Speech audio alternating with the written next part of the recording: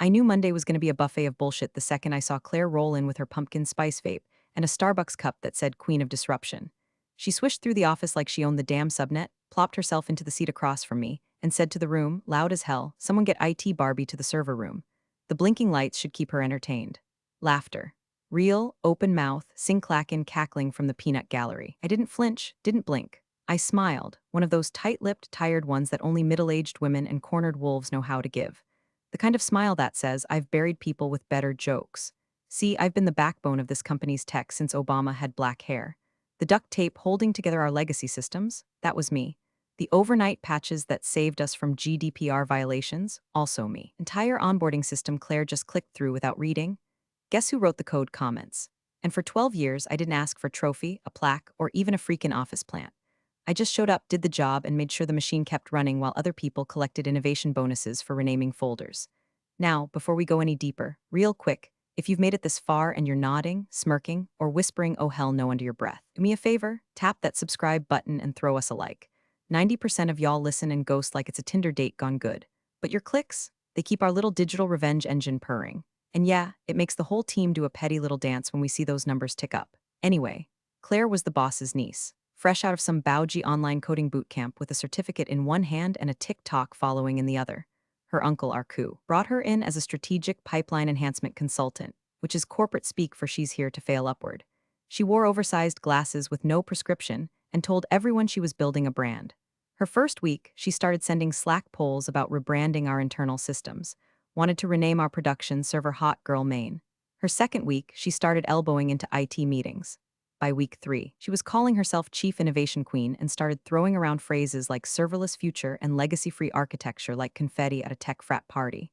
Claire was all cloud and no cables. Didn't know a load balancer from a cheese platter. The kicker, our execs loved her. She talked fast, she smiled big, and she told them what they wanted to hear, that the system was outdated and the old guard was slowing things down. We need to pivot, said in one meeting, from survival mode to slay mode. I nearly choked on my coffee. That's when they made her project lead for the infrastructure migration. She wanted to shift us off our cobbled together, but deeply customized, in-house stacked to some trendy platform with glossy dashboards and AI this and machine learning that. Never mind that half our workflows depended on ancient Perl scripts, duct taped to APIs that hadn't been documented since Bush Jr. Office. Claire naturally didn't ask me to join her planning sessions. In fact, she stopped CCing me on team emails, started inviting the marketing intern to infrastructure syncs instead. She removed my access to the shared Google Drive, which I already backed up locally, of course. She went into the company Slack and created a private channel called Ops Reboot without me. Someone accidentally tagged me in it once and she deleted the thread. Real subtle. That one, I didn't say a damn word. Instead, I did what middle-aged women in IT do best. I started documenting everything. Saved every Slack ping, every email, every calendar event. I made copies of server configs, took screenshots of flowcharts she drew on the whiteboard. I even recorded one Zoom call on my phone where she said, "We don't need to worry about compliance, this is more of a vibe shift." Claire thought I was dead weight, that I was too old, too quiet, too passive. She didn't realize I was just patient, that I liked watching cocky people speed toward a cliff with no seatbelt. She didn't notice I still had root access to every system she was replacing. Didn't realize every file she touched was still backed by a shadow directory I maintained on a forgotten Linux box named after my cat. And when she dropped that Barbie joke, that was the moment I decided. No more gentle fixes. No more silent saves. She wanted blinking lights? Fine. I'd give her a goddamn fireworks show. Claire strutted in the following week wearing a blazer so pink it could blind a flamingo. She carried a reusable cup that said CEO of Change, and I swear to God, someone in HR actually clapped when she walked past. By Tuesday, she'd rewritten half the org chart on a Google Jamboard, color-coded in pastels and labeled with cutesy startup jargon, innovation ninjas, cloud gurus, data whisperers, real live laugh load balancer energy. My name wasn't on it, not even in fine print. She pitched a full infrastructure overhaul during the Monday stand-up, claimed our stack was prehistoric and that we needed a clean break from dinosaur code. Said she had a vision. Of course, the vision involved ditching everything I'd built, tested, repaired, rewired, and held together with 2 decades worth of duct tape, instincts, and sleep deprivation. The execs lapped it up like dogs at a gravy spill. All they heard was cloud native, automated scaling, and zero trust architecture. Never mind that she couldn't tell you what subnet her own laptop was on. She had Canva slides and bullet points. That's what mattered. Suddenly, the weekly ops sync became strategy circles. Calendar invites vanished. My Slack permissions got quietly nerfed. Shared folders I'd curated like an overworked librarian were now read-only. Claire started assigning the marketing intern to review migration timelines. The marketing intern. Kid didn't even know how to clear his browser cache, but there he was, nodding like a bobblehead while Claire explained how legacy protocols are like trauma, we just need to let them go.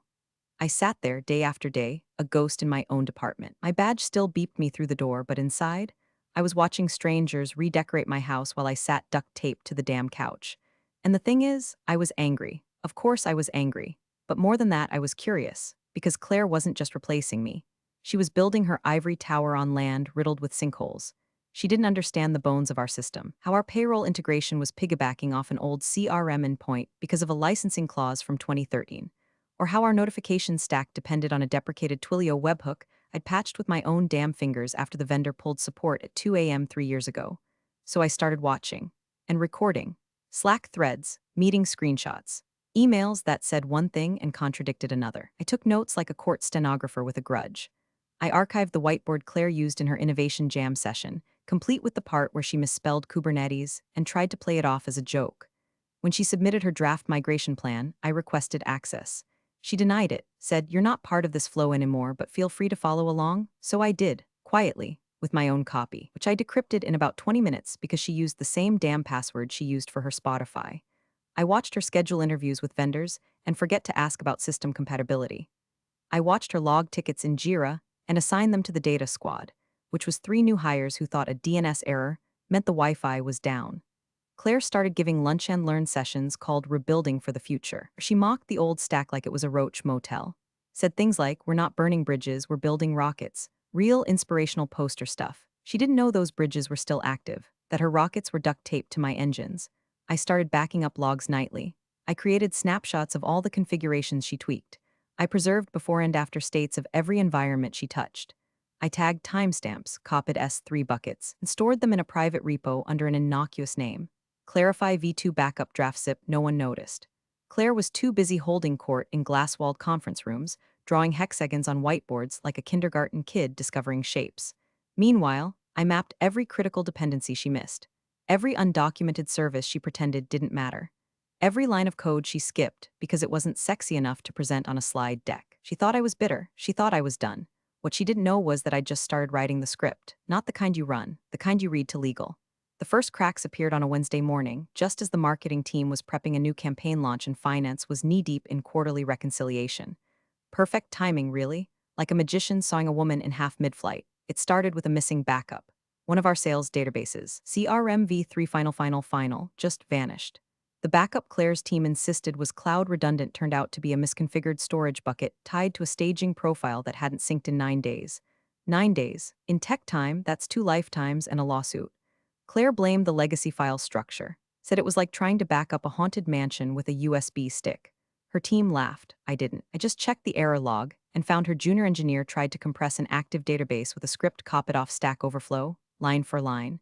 He didn't even remove the comments. The next day, ticketing broke. Customer support flagged an influx of angry users complaining that their submitted forms kept returning 500 fours or worse, duplicate confirmations. Some got billed twice. Others got emails thanking them for purchases they never made. Even had one poor soul get CC'd on a bulk internal memo about Claire's Dev Glow Up 2025 roadmap. Meanwhile, the QA team was drowning in failed test cases, buttons not rendering, sessions timing out, carts resetting at checkout. Claire's solution? She added glitter to the UI. Literally. She swapped out the standard submit button with a sparkly animated version called Glow Up BTN that pulsed like a dying nightclub strobe. And someone pointed out that accessibility testing hadn't been run. She waved her nails and said, "We'll fix that in V2. She called an all-hands meeting Friday morning to address the narrative.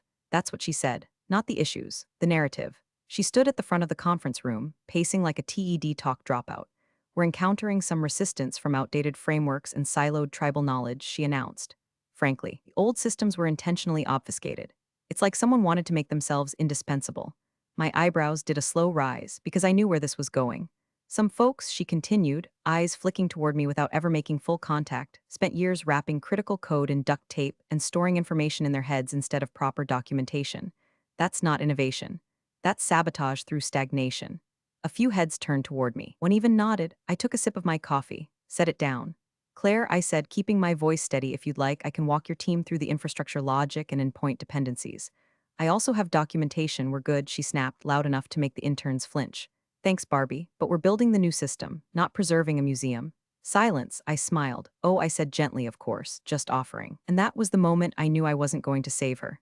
Not this time.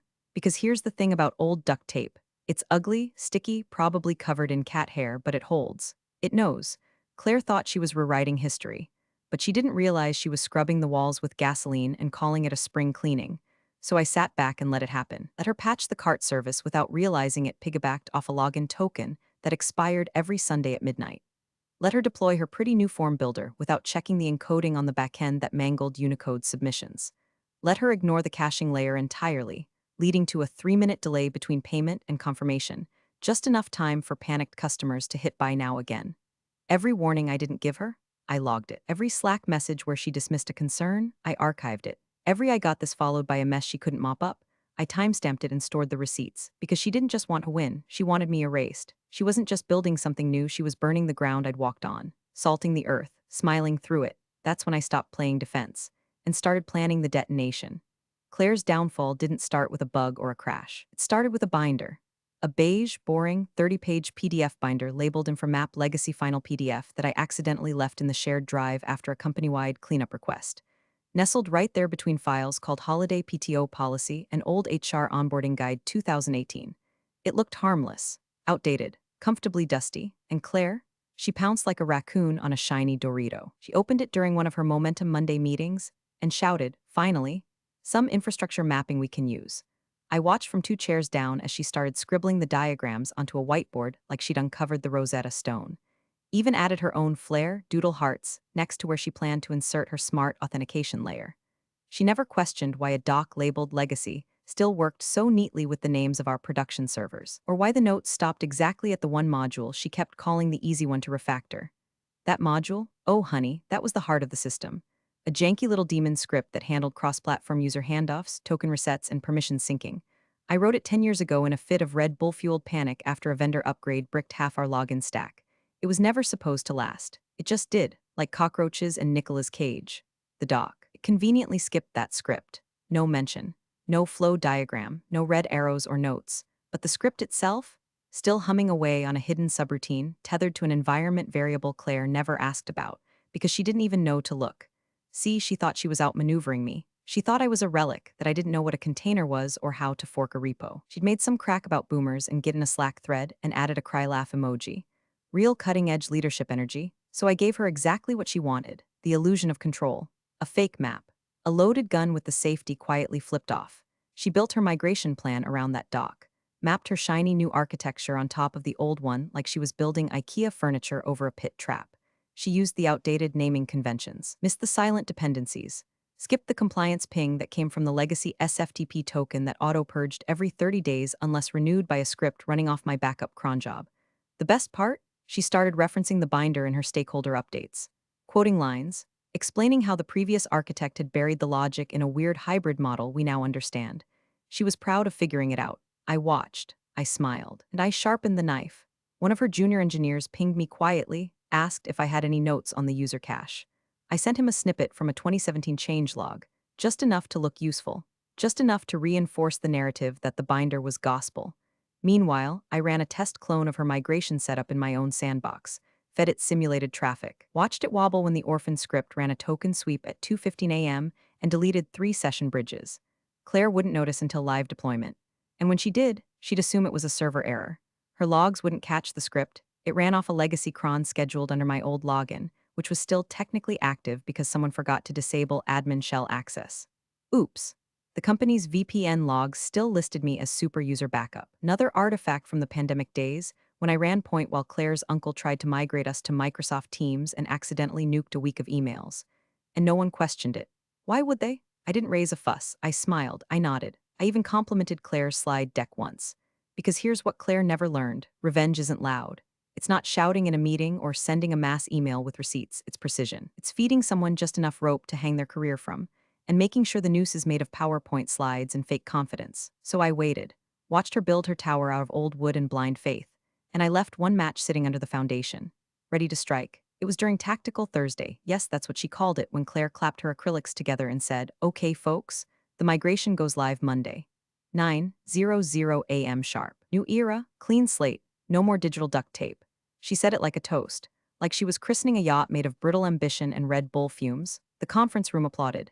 Even Greg from facilities gave her a thumbs up, and he thought a VPN was a new kind of printer.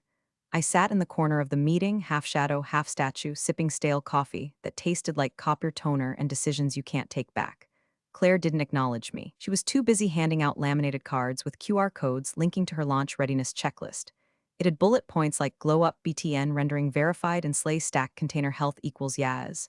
Real technical stuff. She'd even scheduled a company-wide demo at 9:30 a.m. to walk everyone through the post-legacy era. HR would be there, marketing, the executive team. She was bringing bagels and an oat milk bar. Her PowerPoint had embedded GIFs. One of them winked.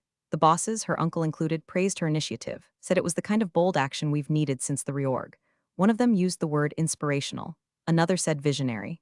They didn't know that she'd hard-coded her username into 3 separate Docker containers. They didn't know that half her unit tests were copied from GitHub issues she didn't understand. They didn't care. I walked back to my desk, opened my terminal, breathed, and started prepping the staging environment, exactly how she wanted it. No warnings, no tweaks, no clever band-aids, no quiet fixes at 3 a.m. to protect people from themselves. This time I followed the script to the letter. Her script, her flawed assumptions, her pastel-colored flowcharts. I copied her JSON files, used her ports, even renamed the test environment to glow up stage like she wrote in her notes. I documented every change, snapshotted every config, logged every keystroke, all with timestamps, all traceable. I wasn't covering for anyone anymore, not even me, because this wasn't about sabotage. This was about clarity, letting the system reveal itself, letting her choices echo. The next day, Claire strutted through the hallway with a speaker clipped to her belt playing Confident by Demi Lovato. She wore a t-shirt that said Legacy, never heard of her. She passed by my cubicle, paused just long enough to flash me a grin, and said, "Get ready for Monday, Barbie. It's gonna be iconic." I smiled, not bitter, just tired and maybe a little curious. Because deep down, some foolish part of me still wanted her to prove me wrong. Still wanted her to realize the job wasn't about rebrands or taglines or pastel roadmaps. It was about infrastructure. Quiet things, ugly things, dependencies no one remembers until they fail. But Claire wasn't here to learn. She was here to perform, so I sat back and let the show take shape.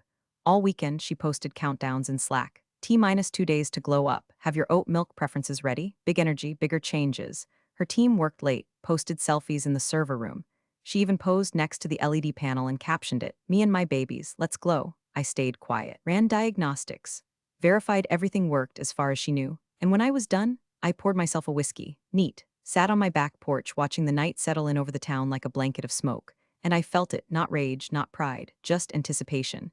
Like the pause before a storm when the birds go quiet and the air smells like metal, because Monday was coming. And Claire was about to meet the ghosts she forgot to account for. Friday afternoon smelled like burned coffee, desperation, and one too many bottles of grocery store Prosecco. Claire had turned the break room into what she called Glow Zone HQ.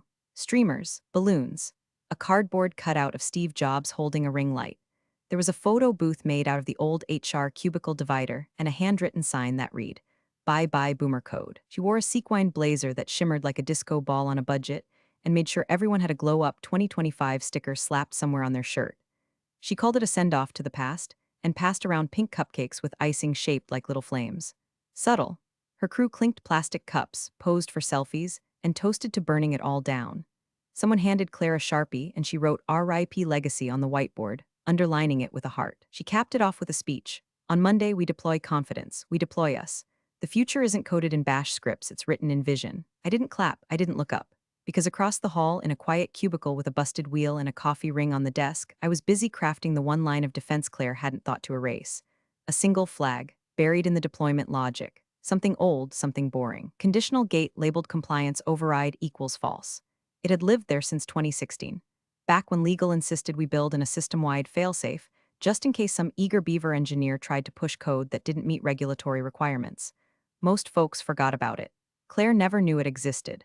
But it sat there like a forgotten landmine, quietly checking every deployment for a dozen conditions: data encryption certs, API key registrations, logging policy compliance, all the boring crap Claire called legacy friction. She never flipped the override. I made sure of that. I tweaked the firewall rules just enough so her new environment would choke trying to handshake with the monitoring demon she'd skipped.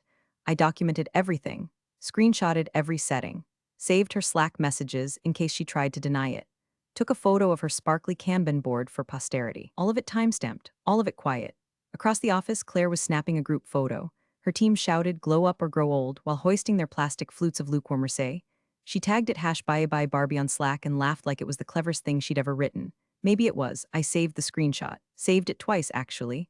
Then I sat back, stretched my neck, ran one last dry deployment test in a sandbox. It failed. Perfect. I toggled a dummy variable to simulate Monday's conditions. Ran the log output. Watched as the error message came through: deployment blocked, non-compliant architecture detected, auth token mismatch. Flag equals false. I smiled, surgical, silent. I didn't break anything, I just stopped it from going live. Legally, ethically, logically, it was airtight. Claire didn't ask about compliance. She didn't think about it. She was too busy naming folders after hashtags and replacing my file paths with emoji labels. She assumed my silence was permission, that my smile meant surrender. She never once wondered what I was building behind that smile.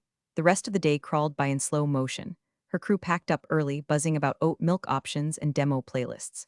Claire walked out last, shooting me a finger gun on her way past. "Rest up, Barbie. Monday's gonna be epic," I nodded. "It will be, but not for the reason you think." Monday morning was all buzz and no bandwidth. Claire showed up early, dragging a rolling suitcase full of swag, custom water bottles that said "Glow hard or go home," a Bluetooth speaker, even matching t-shirts for her team that read "First-class coders." The projector screen in the main conference room was already lit up with a countdown timer set to 9:00 a.m. sharp. Claire stood at the front like she was hosting a product launch in Cupertino, not a half-baked infrastructure gamble built on borrowed diagrams and blind faith. Her uncle, the coup, sat in the front row smiling like he just bought stock in her confidence. Employees trickled in, paper plates of catered muffins in hand. HR, marketing, legal, sales. Everyone was here for the moment. "A new era," she said. Claire even hired a freelance videographer to record the demo. He wore a vest with too many pockets and smelled like optimism. I watched from the back corner of the room with my coffee, black, burnt, comforting. Claire cleared her throat and beamed. "Good morning, team. I hope you're all ready to witness the future." She turned to her laptop, flipped the screen toward the crowd, and with a dramatic flourish, clicked the glowing button labeled "Deploy Glow Stack." The screen blinked. Froze. Nothing. A pin could have dropped and echoed through the VPN tunnels. Claire blinked, clicked again, still nothing. Her smile twitched like a bad Wi-Fi signal. Just a sec, probably just a caching hiccup." She opened the logs. Tabs flew like confetti. The audience watched in that nervous, second-hand kind of way, like someone watching a wedding cake tilt slowly on a windy day. Her lead dev leaned over her shoulder and whispered something. She nodded too quickly. Hit deploy again, still nothing. The projector displayed a cheerful message: "Deployment paused, architecture non-compliant. Consult admin for override permissions." Claire laughed nervously. Okay, little glitchy glitch, totally normal when you're working at the cutting edge." She toggled a few settings, tried to SSH into the server. Terminal blinked, then spat back: "Access denied. Insufficient privileges." A hush started creeping over the room like fog on a swamp. Claire's voice pitched higher. "This is just a misflag. Happens all the time when you're dealing with old systems. Duct tape ghosts, am I right?" No one laughed. DevOps guy, Marcus, squinted at his laptop from the side of the room. Claire, can you come look at this real quick?" She bolted over like a pageant queen on stilts. I took another sip of my coffee. Still warm, still bitter. Perfect. Claire leaned over Marcus's screen. Her smile cracked just a little. She pointed. "Wait, what is that log line?" Marcus frowned. "It's checking against a compliance flag. Something to do with cert sync, legacy SFTP token, and endpoint dependencies. It says the system flagged the architecture as non-compliant. Who's the current compliance gate admin?" Claire's voice dropped. "I thought we disabled that. We removed all the legacy scripts." I didn't even look up when I said, calmly, "No, Claire. You removed references to them. You never disabled the actual service. It's still live. It's checking for conditions you didn't meet." She turned slowly. Her eyes landed on me like a dart that missed the board and hit drywall. Why didn't you tell us?" "I wasn't CC'd," I replied. Took another sip. The room held its collective breath. The videographer whispered, "Should I keep filming?" No one answered. From the side of the room, someone from security muttered, "We're seeing connection attempts from deprecated containers. Looks like some endpoints are still pinging the legacy sync daemon. That's not good." Claire's hands were shaking now. She clicked faster, trying to brute force a workaround. Marcus stood, quietly unplugged his laptop, and backed away like he'd seen this fire before and wanted no part of the burn. Then legal entered the room. They weren't smiling. They never smile. One of them held a manila folder. Another opened a laptop and started typing. I watched Claire's face cycle through all 5 stages of corporate grief: denial, bargaining, panic, Slack search, and please someone say this is a prank. But it wasn't, because this wasn't an accident. This was a mirror, and she was finally looking into it. It didn't take long. By 9:23 a.m., Claire's glow stack was already being dissected like a frog on a biology desk, and the gloves were off. Security had looped in IT. IT had looped in legal. And legal? Legal was already 2 steps ahead, flipping through printed logs like they'd been waiting for this moment with popcorn and subpoenas. Claire was trying to talk faster than the room could process. Okay, listen, the logs are probably referencing deprecated containers. We deprecated them last week. Or maybe they didn't get purged because the garbage collection failed, or like, cache is pointing to a legacy subnet. We can fix this, it's just a rollout hiccup, a classic day one cloud stumble. Legal didn't blink, they just kept highlighting. Then came the fatal line, deployment blocked, admin signature missing. The screen displayed my name, in clear system stamped letters, override required, architect signature not present. Silence. The COO's face turned a pale shade of oh shit. He glanced at Claire, then at me, then down at his tablet like he was trying to scroll away from reality. One of the compliance officers finally spoke. Can someone explain why a critical deployment was attempted without the necessary administrative signature?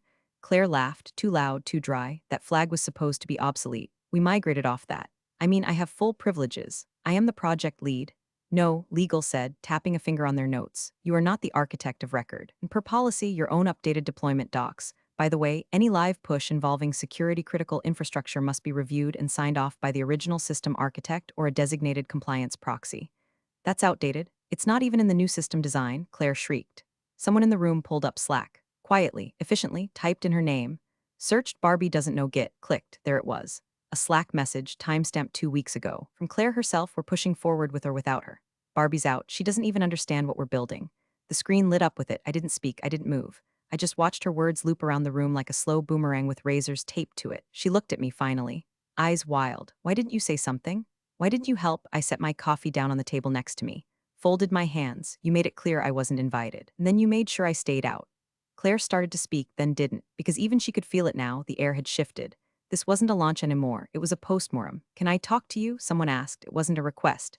10 minutes later, I was in a glass-walled conference room with 2 members of legal, the head of IT, a compliance officer, and Claire's uncle, the man who'd hired her to disrupt our tech culture. Claire wasn't in the room. The compliance officer slid a folder toward me.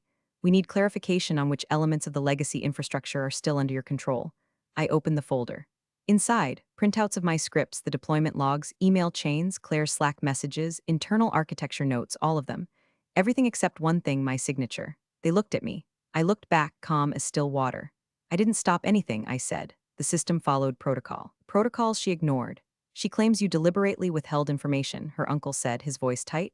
I met his eyes. I was never asked. I was never copied. I was scrubbed from the chain of communication, including compliance verification. One of the legal team tapped their pen. We confirmed that. She bypassed required sign-offs and misrepresented deployment readiness. The head of IT leaned back. We'll need to initiate a formal review. There are also potential audit violations tied to the OAuth misconfigurations and token recycling failures, stuff that was flagged months ago but never escalated. The compliance officer looked to me. Is there anything else we should know? Anything that might be buried? I took a breath. I have full documentation of every environment state before and after the changes. Logs, snapshots, Slack exports, calendar records, everything. Properly archived. No edits. No one spoke for a moment. Then, send it to us. All of it, I nodded. Across the glass wall, I could see Claire pacing in the hallway, arms flailing as she tried to salvage what was left of her launch. Her team sat in the corner, slack-jawed. Some stared at their screens, others just packed up. It was quiet in the room, not victorious, not triumphant, just cold, clinical, necessary. The blade doesn't scream when it cuts, it simply works. The CEO didn't come in person. He didn't have to. His voice rang through the speakerphone in the executive boardroom like the wrath of God filtered through Bluetooth. So, let me get this straight, he said, measured and cold. Our system failed mid-migration because someone ignored every deployment protocol, dismissed compliance sign-off requirements, and mocked the only person who understood the infrastructure well enough to prevent it? Silence. Claire stood at the head of the long oak table, her sparkle blazer limp, mascara smudged at the edges. No laptop now, no clipboard, just trembling hands and a paper cup of untouched water. I didn't, she started, voice dry. I didn't ignore them, there was so much redundancy built in, and I assumed you assumed, the CEO repeated flatly. He let the word rot in the air. One of the legal officers, sitting just left of Claire, opened a laptop and swiveled it around for the rest of the room to see. On screen, the Slack log, time-stamped, crystal clear. Claire, Barbie doesn't even know how to use Git. She's like 2 coffee mugs away from retiring in a rocking chair. The CEO spoke again. That's you, Claire. That's your message 2 weeks ago. Sent just after you removed the only person on staff with architect-level clearance from the deployment group. The same person whose sign-off was required per our own security protocols, who documented every risk, every warning, every change you never bothered to read. Claire's mouth opened. Nothing came out. From my seat, 3 chairs down, I reached into my bag. slid a worn black binder across the table, pages slightly curled at the edges. No drama, no flourish, just clarity. Inside, email threads where I offered help, Slack pings ignored, calendar invites accidentally deleted, screenshots of the compliance flag Claire never disabled, timestamps, version histories, security alerts, a quiet autopsy of arrogance. The CEO was silent as someone flipped through the binder. Page by page, the room stiffened. I didn't say a word, I didn't need to. The documentation spoke in a voice louder than any speech Claire had ever given. It spoke in log files, in system traces, in checklists she'd laughed at and protocol sheets she'd tossed. Then the CEO exhaled. Effective immediately, he said, voice cutting through every inch of Claire's delusion. Claire, please hand in your badge. HR will escort you. Legal will follow up regarding data integrity, audit risk, and potential compliance breach reporting. Claire looked around like someone just shouted fire in a locked elevator. Her uncle wouldn't meet her eyes. HR was already standing, but you don't understand, she whispered. This was supposed to be my launch. It was, the CEO said, and now it's your liability. She didn't scream, she didn't cry. She just stood there, slow and robotic, peeling the Glow Up 2025 sticker off her laptop lid as if realizing for the first time that it had never really belonged there. The door clicked behind her. The room was still. Someone turned off the projector. A few chairs squeaked as people stood and muttered vague excuses to leave. And I stayed seated, just watching the blinking server monitor on the wall flash its steady heartbeat. Alive, stable, unmoved. The machine had survived, not because it was shiny, but because someone had loved it enough to understand its chaos. I picked up my coffee, cold now, but still drinkable. Outside, Claire's glitter trail had already started fading under the scuffed rubber soles of real work, and I, quietly, calmly, went back to mine. Big thanks for watching, you sneaky seniors. Subscribe to keep the coffee pot brewing revenge. Your ex-colleagues won't know what hit 'em.